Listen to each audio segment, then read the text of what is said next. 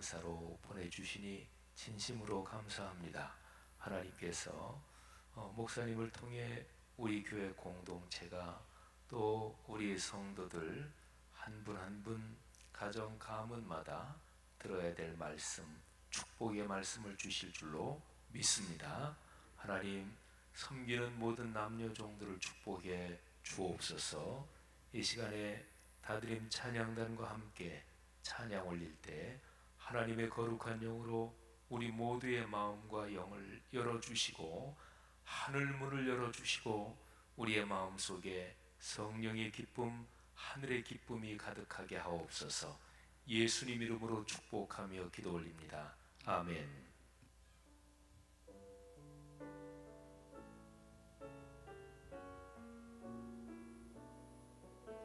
우리 주님께 마음을 모아서 함께 찬양 드리겠습니다.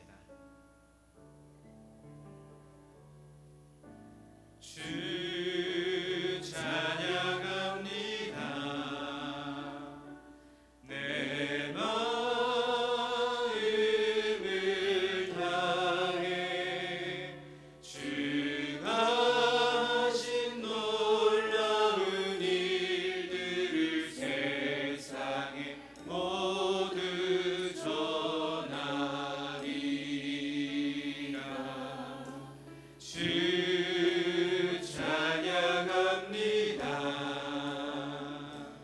내 마음을 다해 내가 주를 기뻐하며 찬양해. 할렐루야. 지극히 높으신 이름 찬양해. 할렐루야. 주 찬양합니다. 주 찬양합니다. 내 마음을 다해 내 마음을 다해 주가 하신 놀라운 일들을 세상에 모두 전하리라. 주 찬양합니다. 내 마음을 다해 내가 주를 기뻐하며 찬양해. 할렐루야. 지극히 높으신 이름 찬양해. 할렐루야. 주 찬양합니다. 주 찬양합니다. 내 마음을 다해 내 마음을 다해 주가 하신 놀라운 일들을 세상에 모두 전하리라. 주 찬양합니다. 내 마음을 다해 내가 주를 기뻐하며 찬양해. 할렐루야. 지극히 높으신 이름 찬양해. 할렐루야. 내가 주를 기뻐하며 내가 주를 기뻐하며 찬양. 할렐루야. 할렐루야. 지극히 높으신 이름 찬양해. 할렐루야.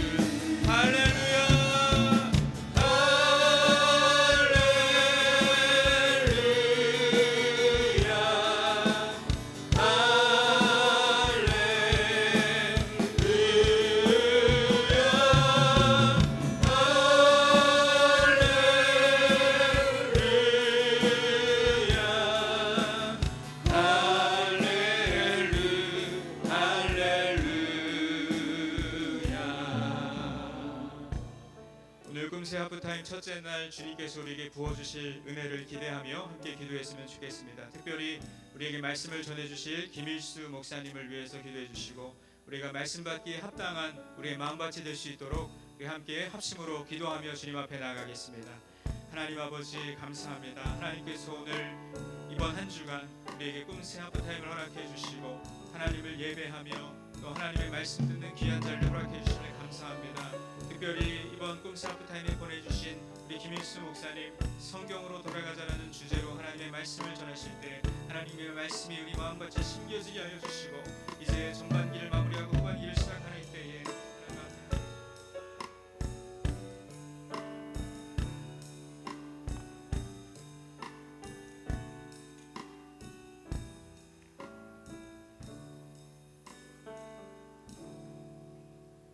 살아계신 아버지 하나님, 성경으로 돌아가자는 주제로 진행되는 꿈새 하프타임을 엽니다. 시간 하나님의 충만한 은혜가 넘치길 소원합니다. 강사로 세워주신 김일수 목사님을 통해 주시는 그 말씀이 우리의 마음판에 잘 박힌 무처럼 기억되게 하여 주시고 우리의 삶을 변화시키는 말씀 되게 하여 주옵소서. 오늘 광야에서라는 제목으로 귀한 말씀을 듣습니다. 예수 그리스도를 향한 우리의 사랑과 신뢰가 더욱 굳건해지게 하여 주시고 말씀을 통해 새 힘을 얻어 세상에서 그리스도의 향기를 날리는 모든 성도들 되게 하여 주옵소서. 곳곳에서 섬기시는 손길을 축복하여 주시길 원합니다. 예배부의 헌신과 남녀전도의 섬김을 기억하시고 크고 놀라운 하나님의 은총으로 채워 주옵소서. 이제 1, 2교구에서 찬양 올려드립니다. 기쁘게 흠양하시고 성도들에게는 큰 은혜가 되게 하여 주옵소서. 감사드리며 사랑 많으신 예수님의 이름으로 기도하옵나이다. 아멘.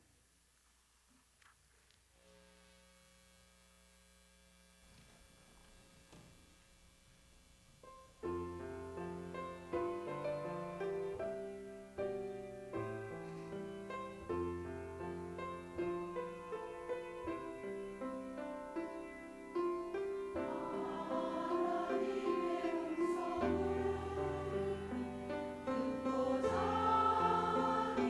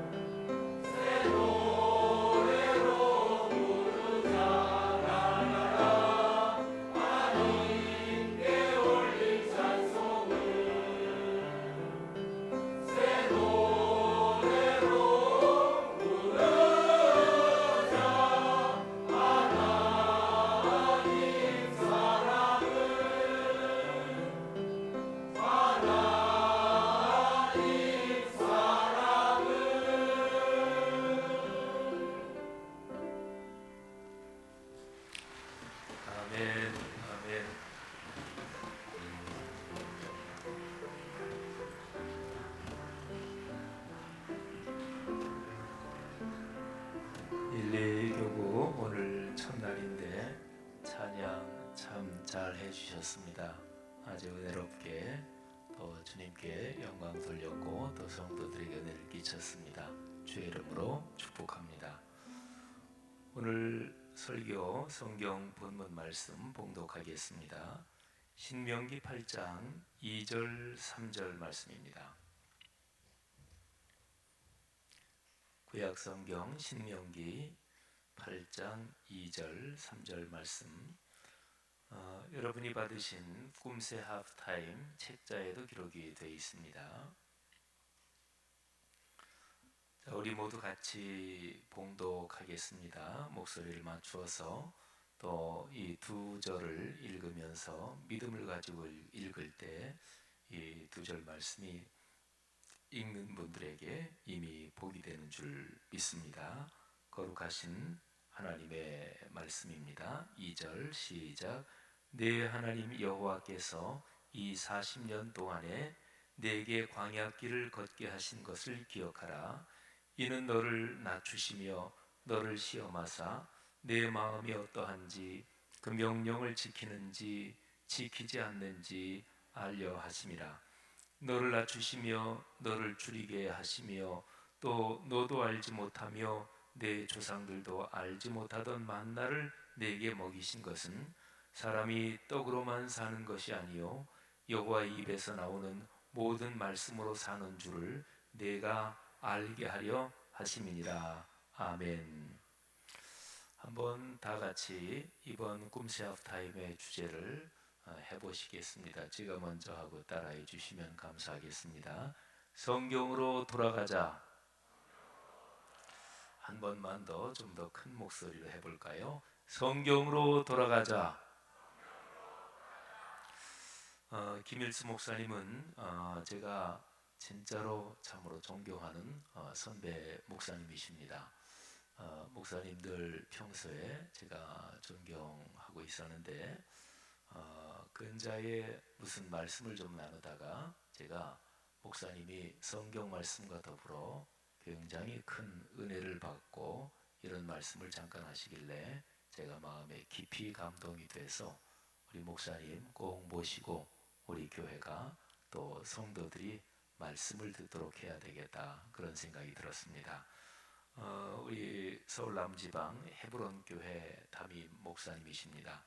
목사님께서 나오셔서 우리 드린 예물을 위해서 기도해 주시고 광야에서라는 제목으로 말씀 전해 주시겠습니다.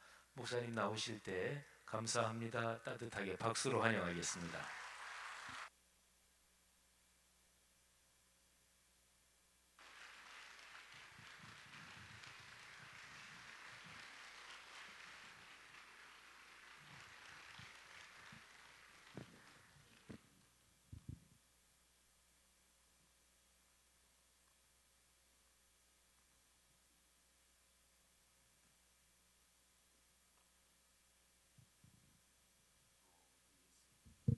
기도드리겠습니다.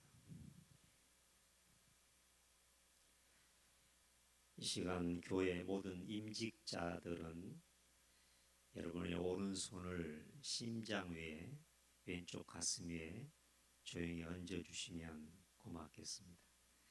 그리고 이 시간 예물 드린 분들은 역시 가슴 위에 손을 얹어주시기 바랍니다. 사랑하시는 주님, 이 시간 먼저 성락교회 임직자들을 위하여 하나님 앞에 축복하며 기도합니다. 저희들이 주님을 섬기고 교회를 위해서 봉사합니다. 나날의 삶을 하나님께 영광이 되도록 살기를 다짐합니다. 하나님께서 믿음 주시고 말씀으로 역사하시며 성령으로 위로하시고 저희들의 삶을 힘차게 승리롭게 복되게 영광스럽게 인도하여 주시옵소서. 저희들의 헌신과 수고의 땀이 아름다운 열매를 맺으며 날마다 주님께 큰 기쁨이 되게 하여 주시옵소서. 하나님 앞에 마음 정성을 다하여 제물을 바치듯이 이 예물을 아버지의 손에 올려드립니다. 하나님께서 이 예물을 기뻐 받으심 같이 저희들의 심령을 삶을 기뻐 받으시옵소서.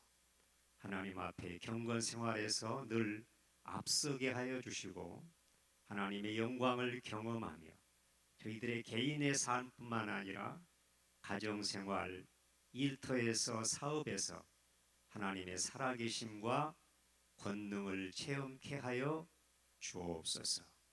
사랑하시는 주님, 이 시간 광야에 대해서 말씀하실 텐데 우리의 가슴 신비에 새겨지고 일평생 동안 우리에게 이정표가 되게 하여 주시고 이 귀한 말씀을 통해서 하나님 앞에 영광 돌리는 삶을 살게 하여 주옵소서. 성락교회를 복 주시옵소서. 하나님 기뻐하시는 교회 되게 하여 주옵소서. 이번 성회가 아름답고 황홀한 성경 여행이 되게 하여 주옵소서. 성경 말씀에 사로잡히게 하여 주옵소서. 한 권 성경의 사람이 되게 하여 주옵소서. 예수님 귀하신 이름으로 기도하옵나이다. 아멘.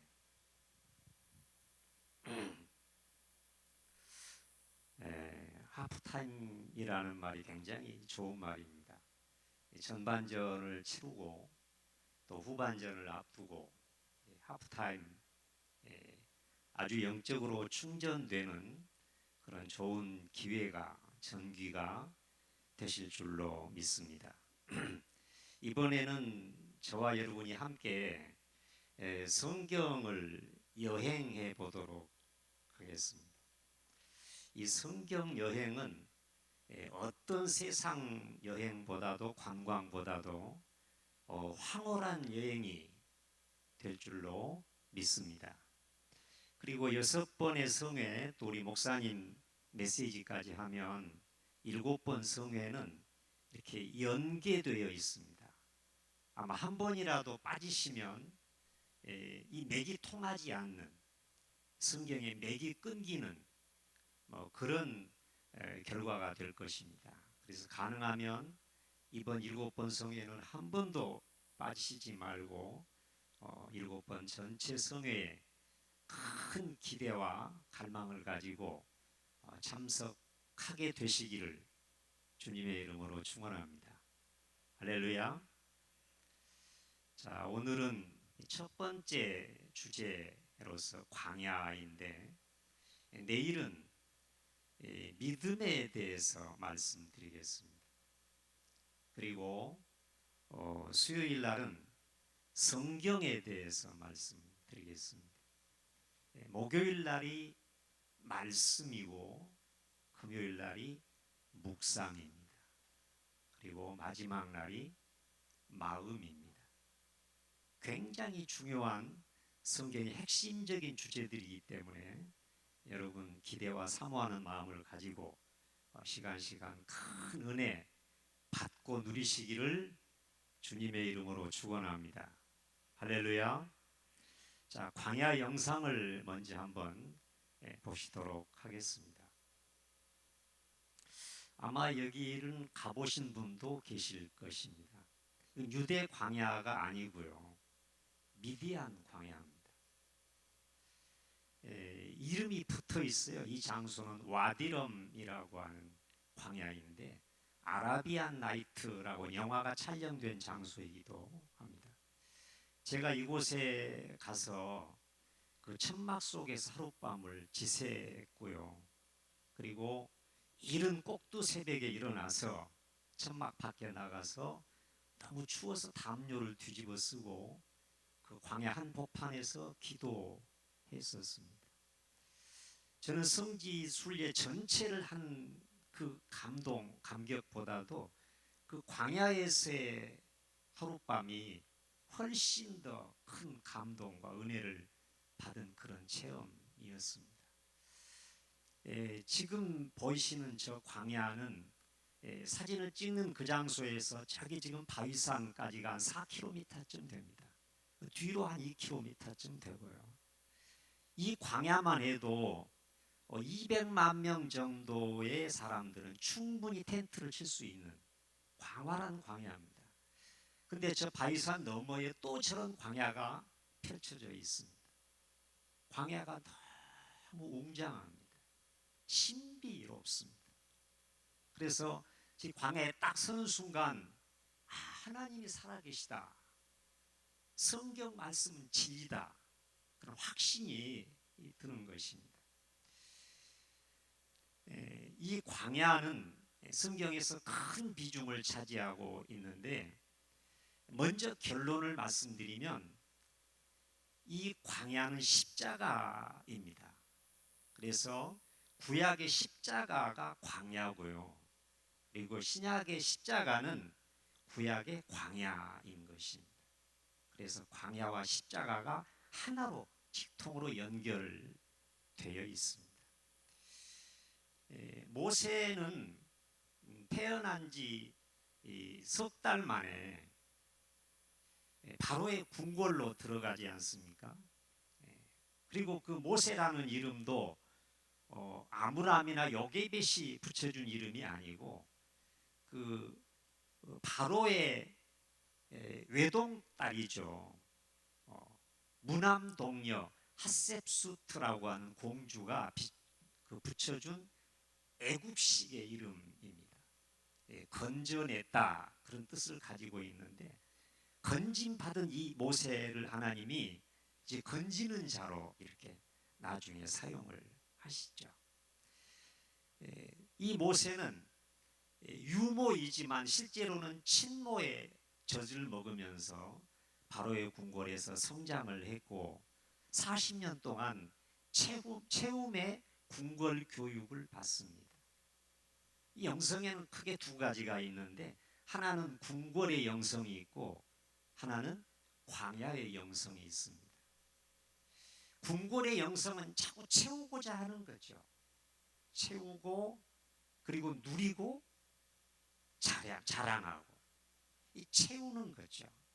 모세는 40년 동안 많은 것으로 채웠습니다.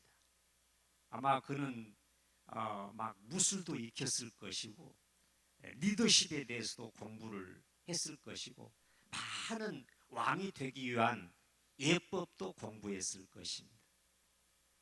그의 그 양모가 무남동녀이기 때문에 당연히 그 다음은 모세가 왕이 되는 거 아니겠습니까?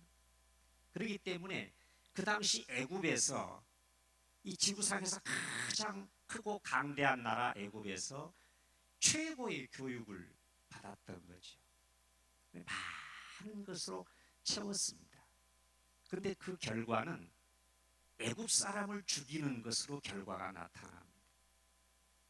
자기 백성들이 그 애굽 사람들에게 혹사당하는 노예의 현장을 목격하다가 막 채찍을 맞는 그 동족들에 대해서 울분이 솟구쳐가지고 채찍을 휘두르는 애굽 사람을 쳐 죽여서 모래밭에 묻어버립니다.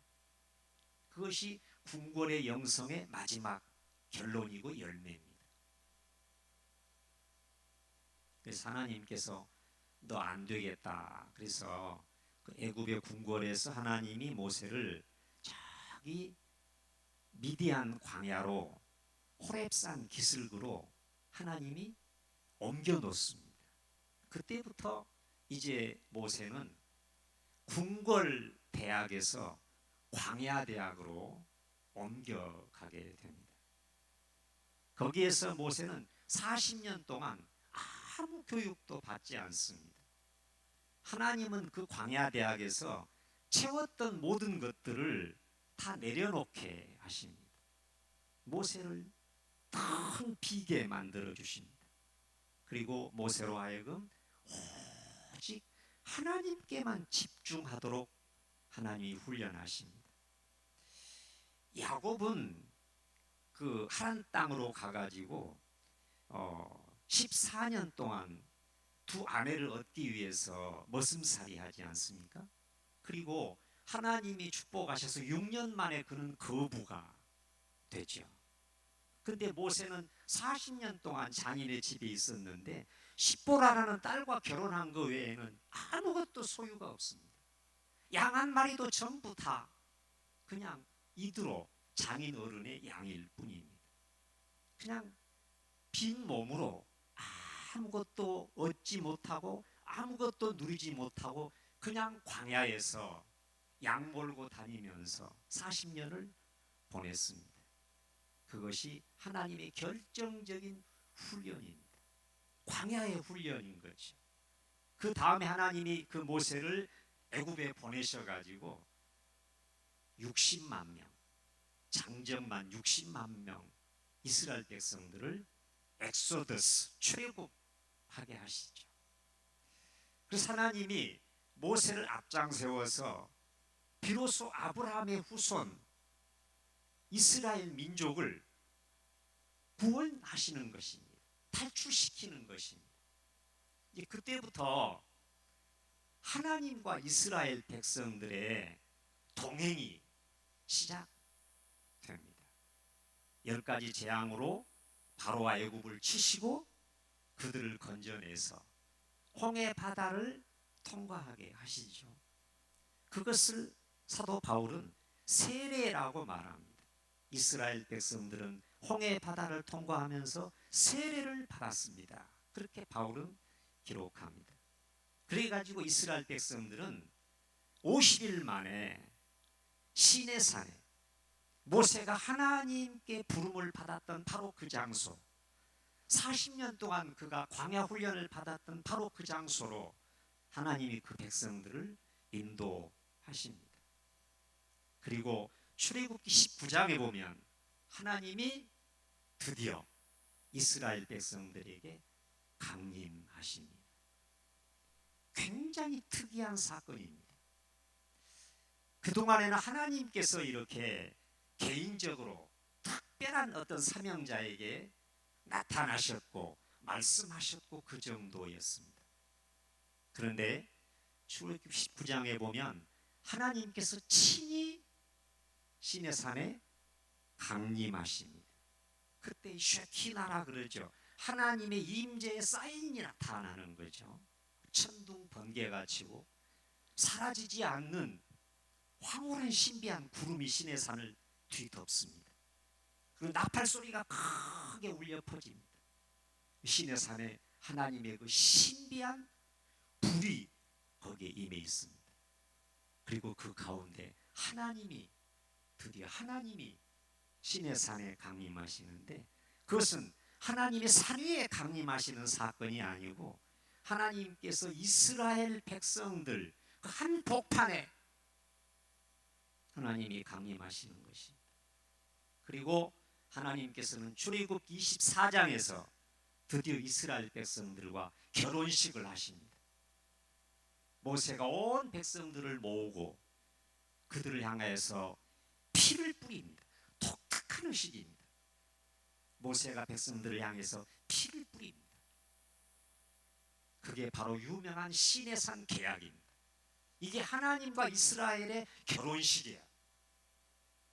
하나님이 강림하시고 그리고 이제 그들에게 막 피를 뿌리면서 하나님께서 계약을 맺으시고 이렇게 말씀하십니다.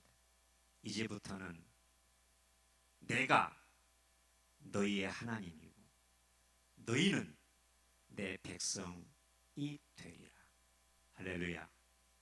따라서 합시다. 나는 너의 하나님이요 너는 내 백성이다. 할렐루야. 이것이 계약입니다. 이것이 하나님과 나의 영적인 결혼식입니다.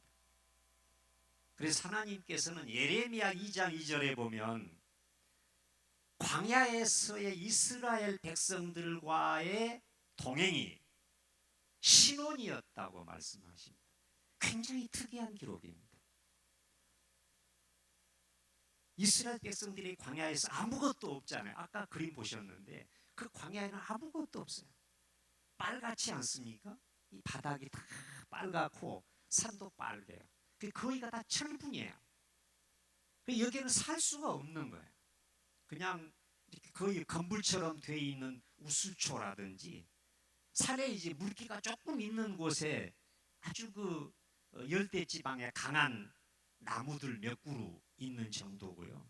그리고 계곡을 따라서 가끔 가다 보면 물이 조금 식수할 정도, 뭐 세탁하고 뭐 무슨 이런 거는 어렵고 겨우 그냥 먹고 살 정도로 식수 정도만 있는 곳이 광야이거든요.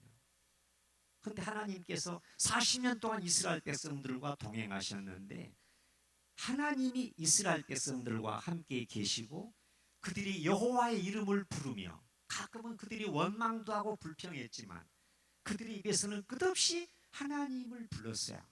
하나님을 부를 수밖에 없어요. 광야는 아무 것이 없으니까. 그래서 그 40년 동안의 광야 생활이 하나님과 이스라엘 백성의 신혼이었다. 그렇게 말씀하십니다. 그래서 이번 성회는 광야로부터 출발하게 됩니다. 이 광야의 은혜가 그 축복이 저와 여러분에게 우리 성락교에 임하시기를 축원합니다. 할렐루야. 하나님께서 십계명을 비롯해서 많은 계명들을 주시지 않습니까? 십계명은 모든 계명의 요약이고요. 정확하게 나누면 네 가지인데 하나는 도덕법이고 그 다음에는 성막법이고 그 다음에는 제사법이고 그 다음에는 성결법이에요. 네 가지인데 하여간 출애굽기 레위기서에 나오는 모든 하나님의 율법은 이 계명대로 살아야 구원받는다가 아니고 너희가 이제 내 백성이 되었기 때문에 너희는 이 말씀대로 살아야 한다입니다.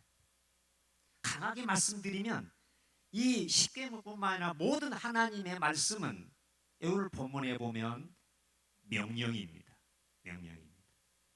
이대로 살면 순종하면 사는 것이고 그렇지 않으면 죽는 것입니다. 하나님의 말씀은 명령입니다. 강하게 말씀드리면 전체 성경 말씀이 명령인 거예요. 자, 우리가 이제 본문으로 돌아가도록 하겠습니다. 2절에 보시면 이제 말씀을 좀 띄워주시기 바랍니다. 네 하나님 여호와께서 이 40년 동안에 네게 광야길을 걷게 하신 것을 기억하라.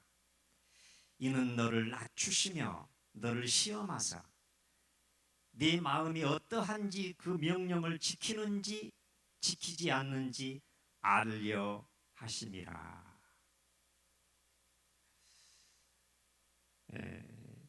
우리가 인간적으로 말씀을 드리면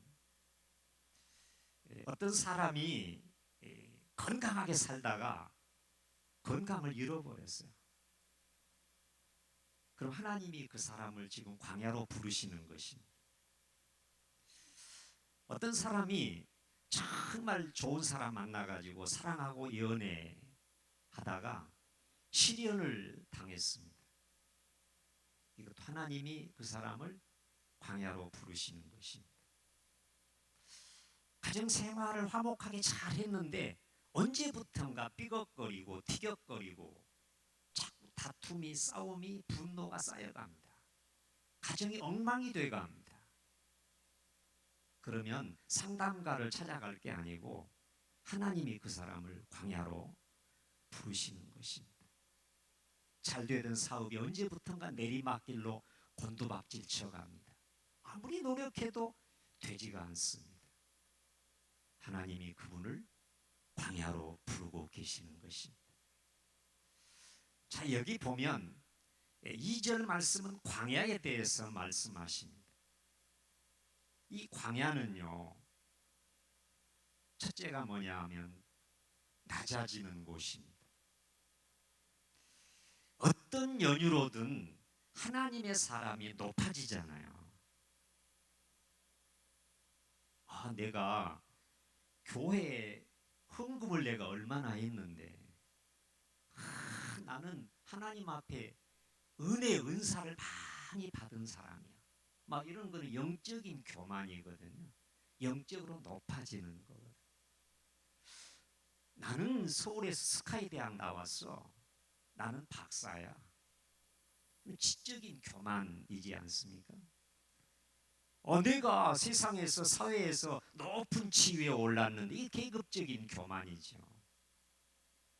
나는 돈이 많아. 난 얼굴이 잘생겼어. 사람들은요 아주 교만해지는데 익숙합니다. 자꾸 기회만 주어지면 어떤 연유를 들어서라도 높아지려고 합니다. 높아져야 자존심이 살고 높아져야 사는 것 같거든요. 자랑도 하고 허세도 부리고 그러지 않습니까? 그러면 언젠가 시간 문제입니다. 하나님이 그 사람은 꼭 광야로 다시 부르십니다. 모든 것을 놓게 하십니다. 모든 것을 하나님이 끊으십니다. 출구를 하나님이 차단해 버립니다. 그래서 광야로 하나님이 그 사람을 부르십니다. 광야는 하나님의 백성답게 겸손해지는, 낮추는 장소입니다. 가장 어려운 것이 겸손 훈련입니다. 어거스틴 수도원에 매일 아침 한 가지 일만 하는 수도사가 하나 있었습니다. 그 사람은 아침에 잠만 딱 깨 일어나면 원장님 방에 들어와 가지고 어거스틴의 목을 밟고 이 교만한 어거스틴아, 이 교만한 어거스틴아 3번 그 원장님의 목을 밟는 일이었습니다. 그 수도사는 그 일만 하면 돼요.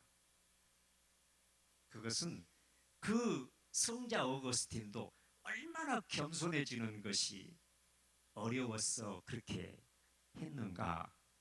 아마 그리스도인의 덕목 가운데서 가장 힘들고 어렵고 중요한 덕목이 겸손이라고 믿습니다. 할렐루야. 뭐 목회자는 목회자대로 겸손해지시고, 장로님은 장로님대로 섬기시고, 권사님은 권사님대로 낮아지고, 그게 교회이지 않습니까? 교회에 무슨 직분이 계급입니까? 벼슬이에요? 세상에서도 마찬가지입니다.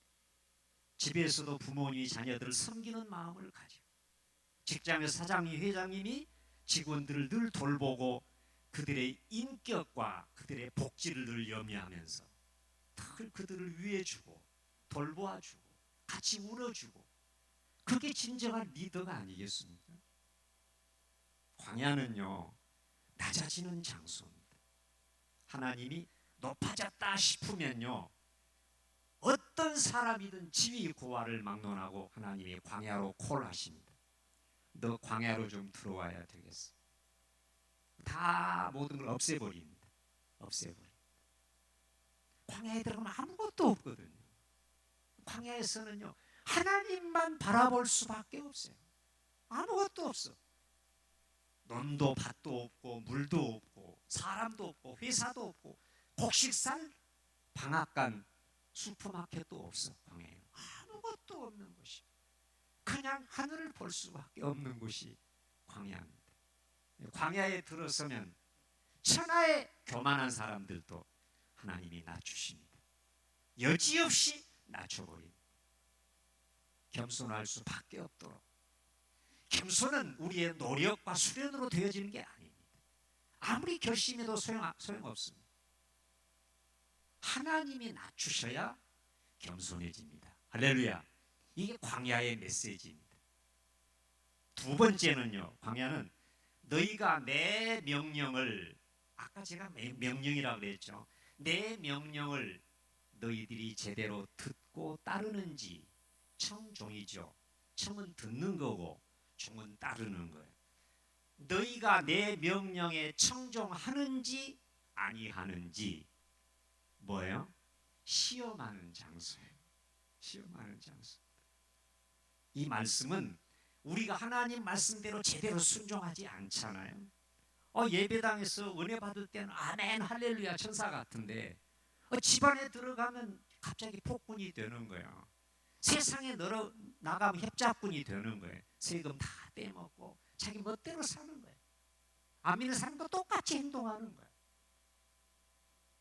교회에서는 천사인데, 찬양대 할 때 보면 천사인데 집안에서 막 싸울 때는 말이죠, 막 살기가 막 충만해요. 하나님 말씀대로 살지 않는 거예요. 예배당 안에서야 누구든 다 성도고 천사일 수 있죠. 우리가 가정에 들어가서 가정생활 하시면서 여러분의 일터에서 한 분 한 분을 만나면서 시장 입구에서 콩나물 파는 할머니하고 대화하면서 내가 과연 하나님의 사람인가? 과연 내가 하나님의 말씀대로 사는 사람인가? 하나님이 늘 지켜보시는 거예요. 예배당에서만 하나님이 나를 하감하시는 게 아니고 하나님은 일상의 삶 가운데서 나를 지켜보십니다. 할렐루야. 지켜보십니다. 그리고 늘 하나님이 내게 평점을 내리시는 거예요. 이 녀석이 내 명령대로 순종하며 사는 것인가? 아니면 지 멋대로 지 욕망대로 세상 따라 사는 것인가? 하나님이 그걸 보시는 거예요. 그게 광야입니다. 그래서 광야는요, 하나님의 말씀대로 살아가도록 하나님이 강제적으로, 자의적이 아니라 타의적으로 하나님이 직접 그 사람을 다루셔서 너는 하나님 말씀대로 살아야 돼. 내 명령에 순종해야지. 할렐루야. 이곳이 광야입니다. 광야는 사람 만드는 곳입니다. 광야는 믿음을 심어주는 곳입니다. 광야는 하나님과 동행하도록 만드는 장소입니다. 이 광야의 은혜가 여러분에게 있으시기를 바랍니다. 3절은요, 만나에 대해서 말씀하십니다. 출애굽한 지 한 달 만에 애굽에서 가져온 양식 다 떨어졌잖아요. 그때부터 하나님이 이스라엘 백성들에게 양식을 내려주시기 시작합니다.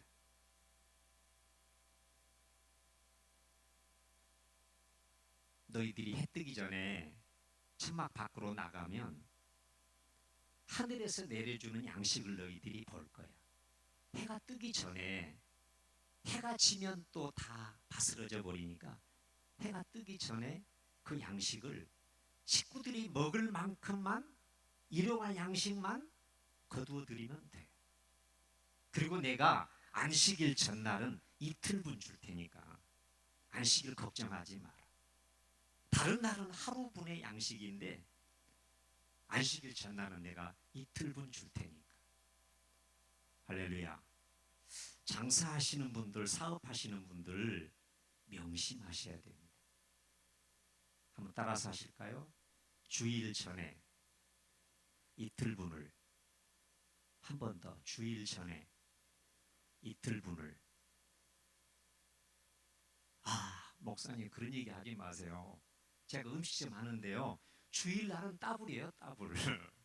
갑절매상이 올라요. 저 주일 못 지켜요. 하나님 안 믿는 사람이지. 주일을 제대로 성수하시고 예배 잘 드리고 또 봉사, 다른 날은 못하니까 좀 전도도 하시고 주일날은 봉사도 하시고 어려운 이웃 돌보면서 신방도 하시고, 그럼 하나님께서 그분에게 주일 전날에 갑절의 은혜의 복을 주실 줄로 믿습니다. 할렐루야.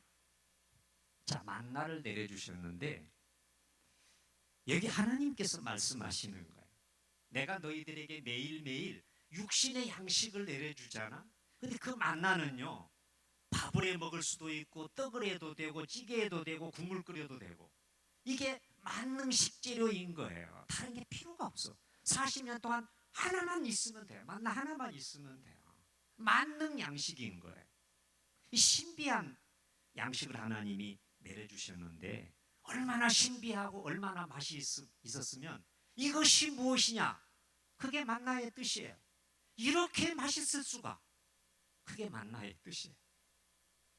그런데 내가 너희들에게 만나를 내려주는 이유는, 목적은 내가 너희들에게 그냥 물질, 돈, 양식을 주는 하나님, 그게 아니야.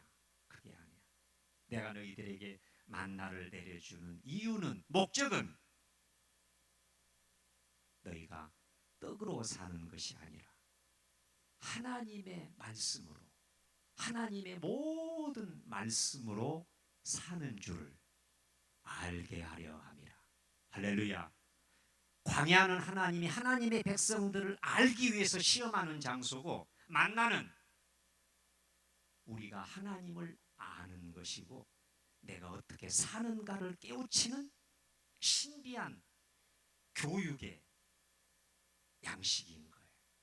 그러면 이스라엘 백성들이 만나를 거두어들여 먹으면서 그들은 목숨 걸고 기억하고 가슴에 간직해야 합니다. 하나님의 백성은 떡으로만 사는 게 아니다. 하나님의 입으로 나오는 모든 말씀으로 살아야 된다. 할렐루야. 어디서 많이 들어봤잖아요.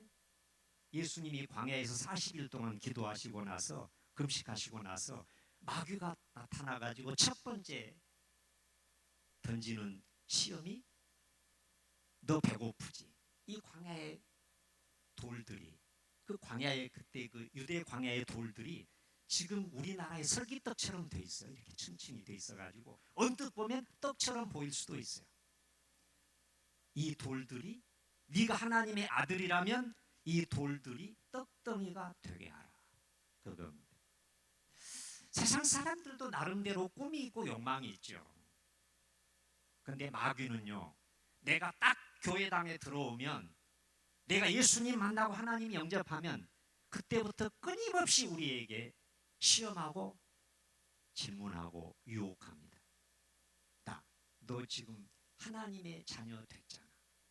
너 하나님 앞에 주일도 성수하고 11조도 바치고 봉사도 많이 했잖아. 그러니까 축복을 한번 극대화시켜봐. 이 돌들이 떡덩이가 되게 해. 그래가지고 야, 어떤 사람이 작년에 아파트 하나 샀는데 그게 2억이 올랐대. 2억이. 그래, 복 받았네. 복 받았어. 그게 복 받은 겁니까? 나라가 망할 징조죠. 세상에. 이런 투기가 어디 있습니까? 우리가 정말 정신을 바로 차려야 됩니다. 마귀의 음성은 돌을 떡으로 만드는 거예요. 물질적인 축복의 극대화예요. 극대화. 오히려 주님은 광야에서 우리에게 말씀하십니다. 내가 너희의 떡을 돌이 되게 하리라. 이게 주님의 음성이에요. 근데 마귀는 속삭입니다. 아니야. 네가 하나님 믿으면 하나님이 돌을 떡으로 만들어 주실걸. 안 믿는 사람보다, 기도 안 하는 사람보다 하나님이 극대화시켜서 수십 배 복을 받게 하실걸. 이게 마귀의 음성이에요. 주님께서 거기서 신명기 8장 3절을 인용하십니다. 사람이 떡으로만 사는 게 아니고 하나님의 입에서 나오는 모든 말씀으로 살지니라. 하나님 말씀하셨지 않느냐? 신명기 8장 3절에. 여기 보면 중요한 핵심적인 단어가 사는이라는 말입니다. 떡으로 사는 사람이 있습니다. 이 사람은 이 굴레에 새어나오지 못하면 예수 믿어도 죽을 때까지 떡만 외치다가 죽습니다. 떡, 떡, 떡 하다가 숨 끊어집니다. 이건 떡으로 사는 사람입니다. 물질적인 인생관을 가지고 있는 거죠. 아닙니다. 우리는 떡을 먹어야죠. 근데 우리는 떡으로 사는 게 아닙니다. 내 생명이 떡에 있지 않습니다. 내 진정한 인생이, 행복한 삶이 물질에 있지 않습니다. 이거 우리 명심하셔야 됩니다. 하나님의 백성은 하나님의 입에서 나오는 모든 말씀으로 사셔야 합니다. 할렐루야. 말씀으로 살아야 됩니다. 그럼 광야에는요, 만나가 내려, 만나를 내리시면서 하나님께서 하나님의 백성은 떡이 아니라 말씀으로 살아야 하느니, 생명도 삶도 그 열쇠가, 키워드, 그 열쇠가 말씀인 거예요. 말씀이 들려지고, 말씀을 붙잡고, 말씀이 달콤해지고, 말씀 없이는 살 수 없고, 성경의 사람이 되고 말씀의 사람이 되면 우리는 하나님 앞에 바로 사는 거예요. 이게 하나님이 주시는 복입니다. 할렐루야. 이게 진정한 복입니다. 여러분, 오늘은 출발입니다. 여러분이 이제 광야에 들어오셨어요. 그러면서 6번에 걸쳐서 성경의 황홀한 여행을, 말씀의 황홀한 여행을 하시게 될 것입니다. 하나님의 크신 은혜와 복이 저와 여러분에게 충만히 임하시기를 축복합니다. 할렐루야. 기도하십시오.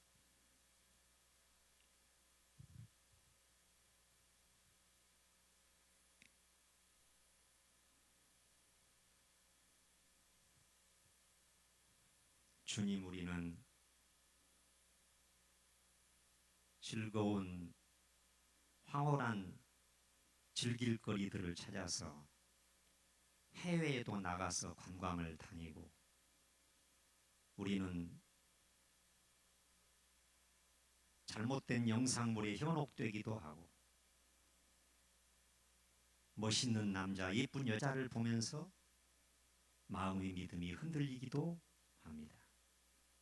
이제는 우리가 이런 육적인 볼거리로부터 하나님께로, 하나님의 말씀으로 돌아서기를 바랍니다. 하나님, 우리의 모습을 진솔하게 보게 해주시고 하나님 앞에서 정직하고 용감한 결단을 하게 하여 주시옵소서. 우리가 잘못된 장소에서 빗나간 삶을 산다면 하나님은 언젠가는 당신을 반드시 광야로 이끄실 것입니다. 그래서 하나님만 바라보고 하나님만 의지하며 하나님의 말씀에만 기대를 걸고 살아가는 하나님의 사람이 되게 하실 것입니다. 하나님, 이제 저희들이 현란한 혼란스러운 이 세상을 살아가면서도 광야를 힘차게 걸어가며 하나님과의 신혼을 즐기고 하나님의 놀라우신 사랑과 은총을 충만히 경험하는 주의 백성 되게 하여 주옵소서. 예수님의 피로 맺어진 하나님과 저와의 계약이 나날의 삶 속에서 유효하도록 하나님 인도하여 주시옵소서. 우리 다 같이 한번 합심해서 간절히 기도하시겠습니다.